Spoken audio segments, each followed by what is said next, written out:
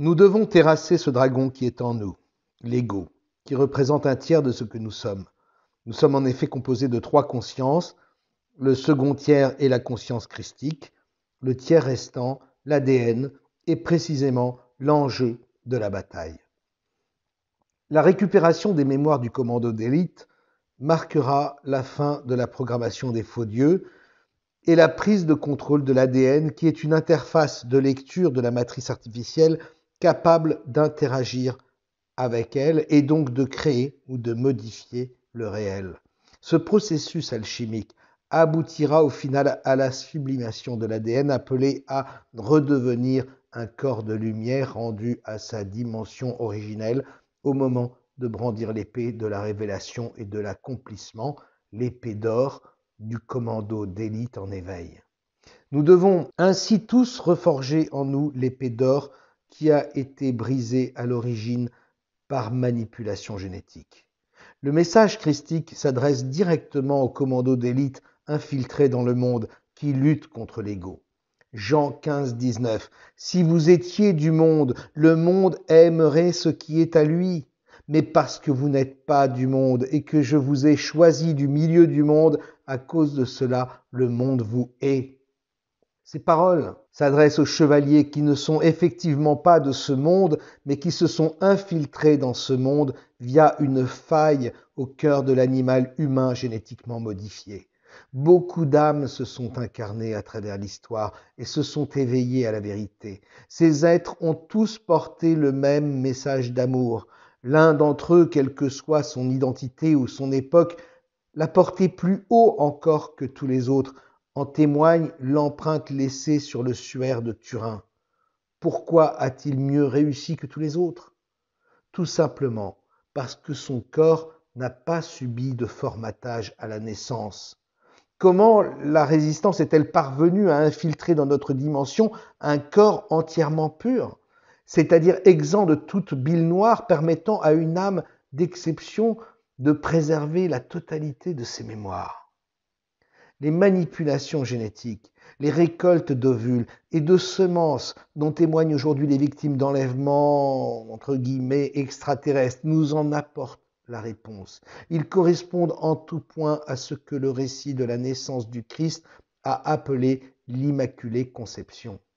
La nature de l'étoile des rois mages, qui joue un rôle important lors de la naissance du Christ, devient alors elle aussi une évidence. Il s'agit d'un vaisseau de la résistance. Matthieu 2.1. Jésus étant né à Bethléem en Judée au temps du roi Hérode, voici des mages d'Orient arrivèrent à Jérusalem et dirent: Où est le roi des Juifs qui vient de naître? Car nous avons vu son étoile en Orient et nous sommes venus pour l'adorer. Après avoir entendu le roi, ils partirent, et voici l'étoile qu'ils avaient vue en Orient marcher devant eux, jusqu'à ce qu'étant arrivée au-dessus du lieu où était le petit enfant, elle s'arrêta. Avez-vous déjà vu une étoile suffisamment basse dans le ciel pour désigner précisément un lieu? Aucune étoile ne peut se comporter comme ça. C'est au contraire un comportement régulièrement décrit par de nombreux témoins d'observations d'OVNI. À l'approche de chaque blackout, la résistance relance son programme des Immaculées Conceptions. Les robots dont nous avons parlé plus haut et qui pilotent ces engins en provenance du royaume sont des experts en génétique. Ils travaillent à la préparation d'embryons purs qu'ils inséminent dans le corps de certaines femmes enlevées. Des elfes issus du mouvement clandestin de la résistance, qui ont choisi d'accomplir les missions les plus exigeantes, bénéficient pour leurs incarnations de ce programme visant à leur épargner au maximum le formatage inscrit dans le génome humain et qui se déclenche à la naissance. Parmi les bénéficiaires de ce programme, on retrouve également les archanges, des âmes d'exception missionnées pour neutraliser l'arche des archontes et empêcher physiquement le déclenchement du blackout. Le maître christique, à la source des paroles de l'Évangile, fut l'un d'eux. Le passage de Jean 14:30 reprenant les paroles du Christ est particulièrement éloquent à cet égard. « Je ne parlerai plus guère avec vous, car le prince du monde vient, il n'a rien en moi. » La première partie, je ne parlerai plus guère avec vous, car le prince du monde vient, se rapporte au retour du grand monarque, qui se produit toujours 3 ou 4 ans avant le déclenchement des blackouts. Quant à la dernière partie de la phrase « il n'a rien en moi », elle nous confirme le fait suivant: l'ego, le symbiote de l'homme, cette substance des faux dieux imbriquée à l'ADN humain, la bile noire, était absente du corps du Christ. La lymphe des légions noires ne coulait pas dans ses veines.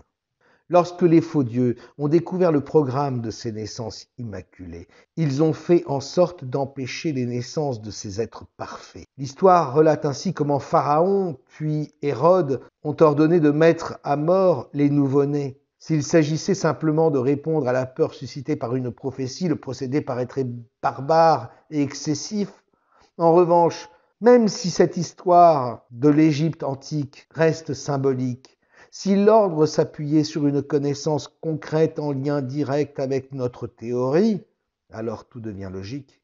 Par la suite, les faux dieux ont enlevé à leur tour les mères potentiellement inséminées et ils ont procédé directement à des avortements, phénomène que l'on rencontre aujourd'hui encore dans le dossier OVNI. Beaucoup de ceux qui naissent dans le cadre de ce programme pirate sont repérés dès l'enfance du fait de leurs facultés hors du commun. Généralement, les sangs noirs se chargent de les éliminer. Parfois, ils se contentent de les récupérer et de les placer dans des viviers. Ils les élèvent alors et les influences réintroduisent en eux de fortes doses de bile noire et à force de duplicité, de belles paroles, ils parviennent à les conditionner et à les tromper de sorte qu'ils les amènent à œuvrer dans leur intérêt.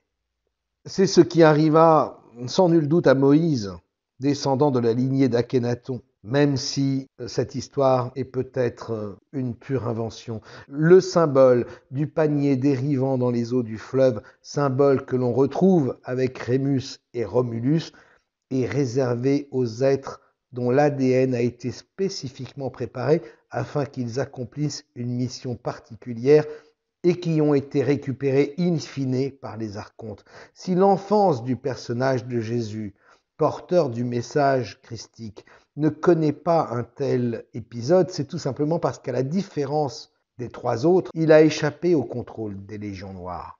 Il n'empêche, sa naissance dans une étable souvent représentée sous forme de grotte signifie bien que son destin et sa mission étaient directement liés au blackout, les grottes étant le refuge ultime des survivants à ces cataclysmes déclenchés par le roi du monde.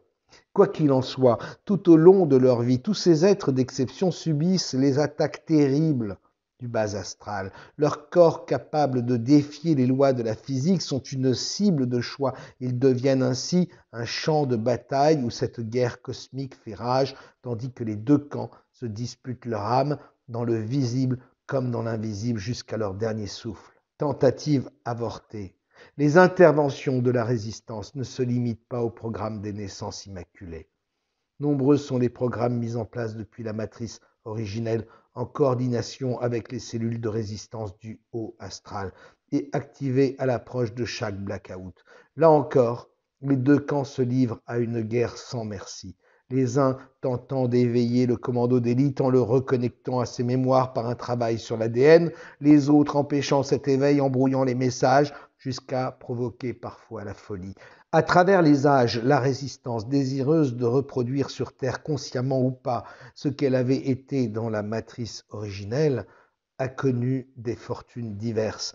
Certaines organisations de la résistance sur Terre ont, au demeurant, atteint des niveaux de puissance exceptionnels que vous n'imaginez certainement pas avant de sombrer, trahis, infiltrés par des sangs noirs et parasités par les manœuvres des égos. Essentiellement mystiques, soudés par le secret, ces groupes ont toujours eu le souci de placer l'homme au centre de tout, conscients que seul l'amour inconditionnel de l'humanité permettait sa réparation, et que cette réparation était la clé pour renverser l'ordre du monde. Nous nous souviendrons évidemment de la folle aventure d'Akhénaton, symbolique ou pas. Il y a eu également les Esséniens qui sont encore une fois une transposition d'autre chose. Les Esséniens, dont l'activité publique majeure consistait à prodiguer des soins dans des établissements hospitaliers, ces sages savaient que la réparation des âmes passait d'abord par la guérison des corps. Après le dernier blackout, l'héritage essénien fut récupéré par ceux de l'ordre des équites romains postés en Palestine et reconnaissables par l'anneau d'or qu'ils portaient au doigt. Lors de la refondation de l'ordre mondial actuel, ils allaient devenir conjointement l'ordre du Temple et les hospitaliers de l'ordre de Saint-Jean de Jérusalem. Les ramifications de ces ordres étaient autant de tentatives de reproduire sur la terre le temple de l'âme qui est toujours en nous et n'a jamais cessé de l'être. Ces ramifications s'étendaient alors aux chevaleries orientales et africaines. Dans le secret de la quête mystique, un tout petit nombre d'initiés parmi eux, une douzaine d'hommes, habités par 12 entre guillemets archanges, ont failli réussir quand tant d'autres avaient échoué avant eux. Ces hommes étaient chargés de ramener une vérité sacrée en France, après l'avoir longtemps dissimulée et protégée. En France, dis-je, là où l'ordre mondial venait à peine de débuter. Il s'agissait en fait de différents objets qu'il fallait mettre en lieu sûr. Certaines pièces technologiques indispensables au fonctionnement de l'arche et dont ils étaient parvenus à s'emparer à la faveur de la désorganisation qui avait succédé au blackout. Et puis, des échantillons d'ADN du dernier maître christique. ADN contenu notamment dans le suaire qui l'enveloppait au moment de son ascension. Et des textes enfin, les clés de l'enseignement du maître qu'il avait lui-même dicté de son vivant. C'était là autant de précieux vestiges qui permettraient, le jour venu, d'apporter à la résistance la victoire décisive sur les archontes. Parmi les 12, certains avaient d'ailleurs fait partie de ses compagnons. Au terme d'un voyage dangereux, après avoir traversé la mer de sable et franchi des montagnes au péril de leur vie, après avoir traversé des mers, les 12 valeureux chevaliers arrivèrent enfin à la frontière nord-est du pays. Leur périple n'était pas passé inaperçu. Les espions à la solde des sangs noirs étaient sur leurs talons et la nouvelle armée du pape les attendait. Avant de franchir la frontière, ils choisirent donc de se séparer pour assurer la sauvegarde du trésor qu'ils détenaient. Les objets devaient être dissimulés dans une région bien connue du sud de la France, où les frontières de la matrice n'étaient pas encore redevenues étanches suite au récent blackout. La région était une zone d'anomalie permanente. À la faveur de cette particularité locale, le commandement de la résistance, situé dans une zone du haut astral, hors de contrôle des faux dieux, devait récupérer ces reliques et les protéger jusqu'à ce que revienne le temps de leur exposition dans la troisième sphère de densité, c'est-à-dire jusqu'à l'approche du White-In suivant, quand les différentes sphères de densité se confondraient de nouveau dans la région. Depuis cette époque, des générations de membres de la résistance se sont relégués pour garder les lieux, souvent sans savoir ce qu'ils faisaient là, puisque beaucoup étaient coupés de leur mémoire à cause du formatage subi à la naissance. Évidemment, les sbires des sangs noirs ont également occupé les lieux et vécu au même endroit. Quoi qu'il en soit, en ce qui concerne ces gardiens de la résistance, encadrés généralement par des sergents, des caporaux ou des majors, ils ont toujours été en première ligne, ignorant la teneur exacte du plan de leur mission pour ne pas risquer de la trahir. Ils ont toujours été sur la ligne de front, confrontés directement au sang noir qui tente aujourd'hui encore de les déloger. Mais revenons à nos 12 parfaits. Ils chevauchèrent encore un peu ensemble dans la campagne de France avant de prendre des directions différentes. Nous savons que certains ont été capturés, que d'autres ont été trahis. Les objets en leur possession furent récupérés par les sangs noirs. Une partie d'entre eux, cependant, disparut dans la nature et la grande histoire n'en a plus jamais entendu parler. Les faits sont là. Malgré toutes les stratégies mises au point par la résistance, les blackouts se sont toujours succédé. Malgré toutes les mesures mises en place par les légions noires pour contrer la résistance, le message christique a fini par passer. Bien que déformé, il était suffisamment fort pour imprégner les consciences à travers le temps. Malheureusement, le message n'est pas suffisant pour éveiller en profondeur les commandos d'élite et empêcher les blackouts et la poursuite, cycle après cycle, du grand scénario de 26 000 ans. Quoi qu'il en soit, il ne faut surtout pas perdre de vue que tout ce qui arrive sur une sphère influence toutes les autres sphères. Ainsi, la mission peut sembler désespérée sur un plan et être pourtant en passe d'être accomplie grâce au succès survenu sur un autre. Elle pourrait même être déjà accomplie dans une dimension sans que nous ne puissions encore en ressentir les effets sur notre dimension et sans que nous soyons en mesure ni d'en comprendre la cause, ni de voir venir cet accomplissement.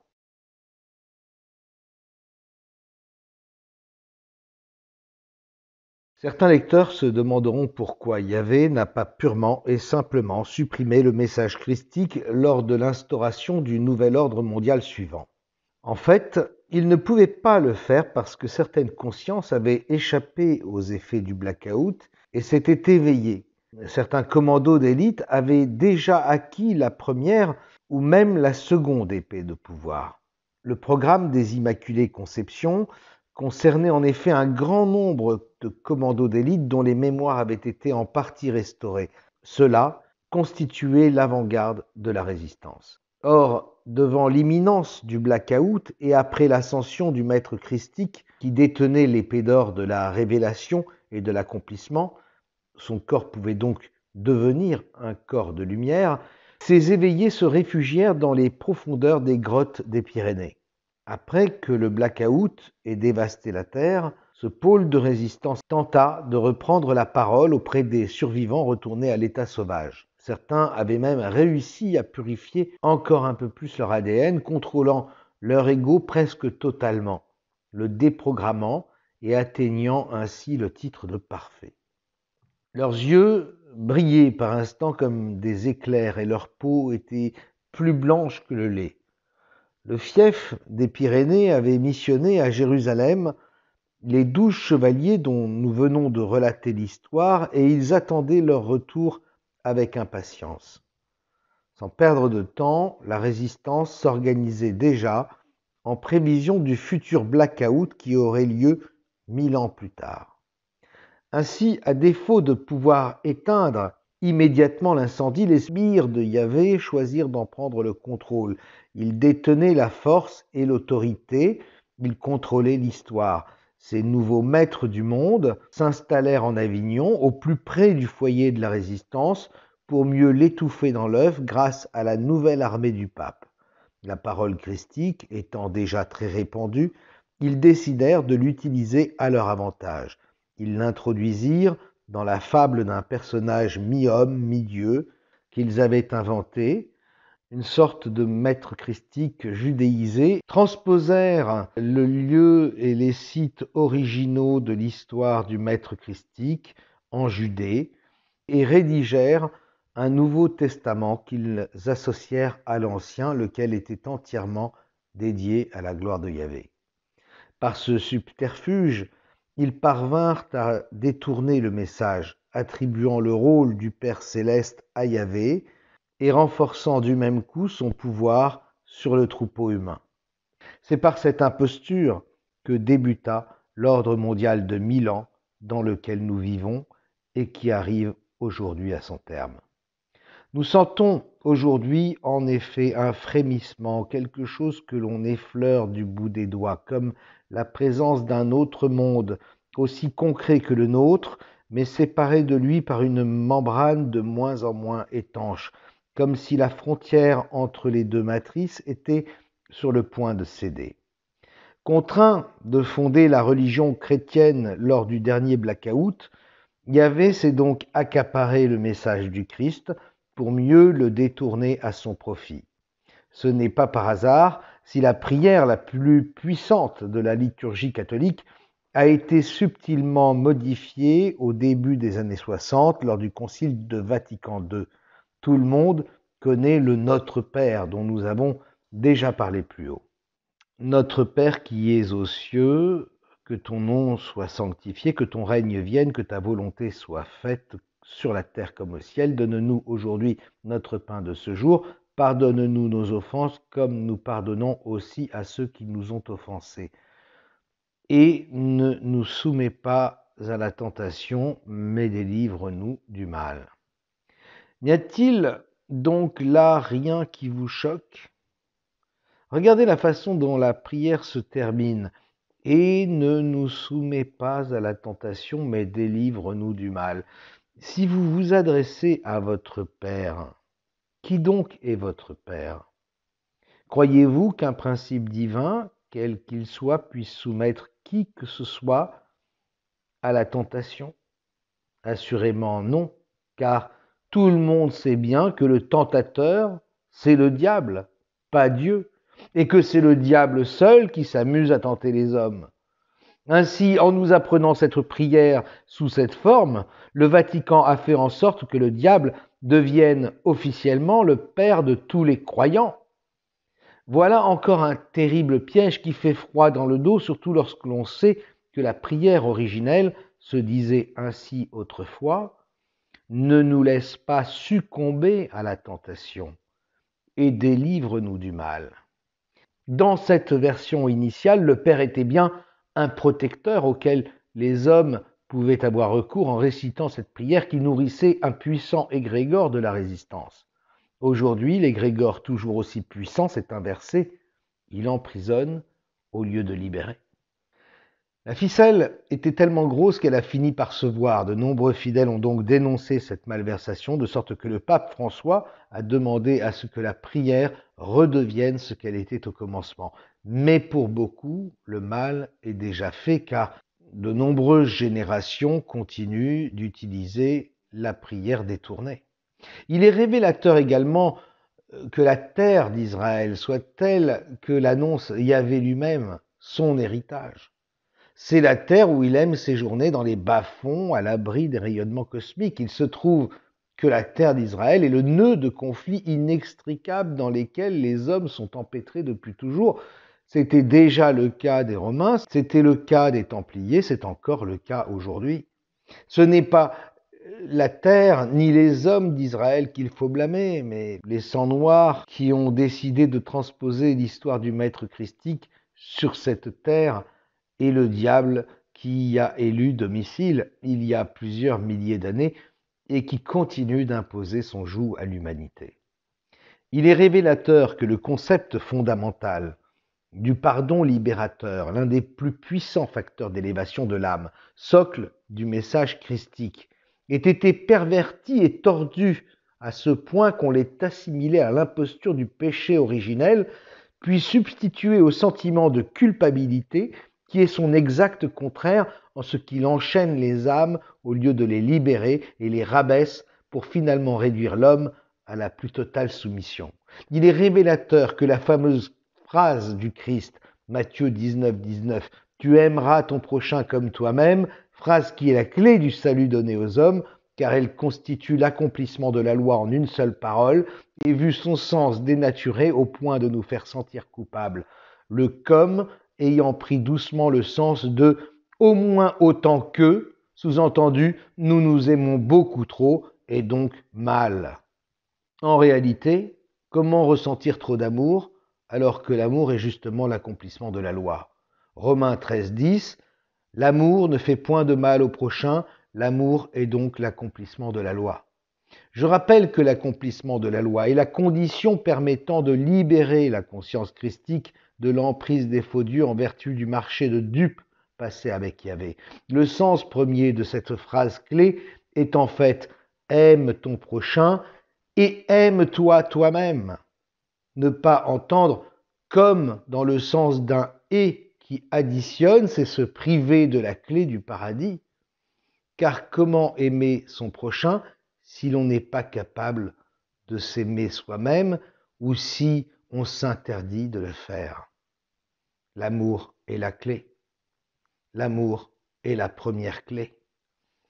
Aujourd'hui, il a été entièrement dénaturé il est complètement astralisé, mais l'amour reste une énergie qui est imbriquée en nous et qui provient de la matrice originelle, un vecteur de mutation intérieure et de transformation extérieure capable d'ascensionner l'ADN. C'est une arme avec laquelle nous pourrions accomplir des miracles. C'est l'amour qui conduira l'homme à la vérité et qui le libérera. C'est la première étape, l'acquisition de la première épée de pouvoir, l'épée d'acier, l'épée d'amour et de paix.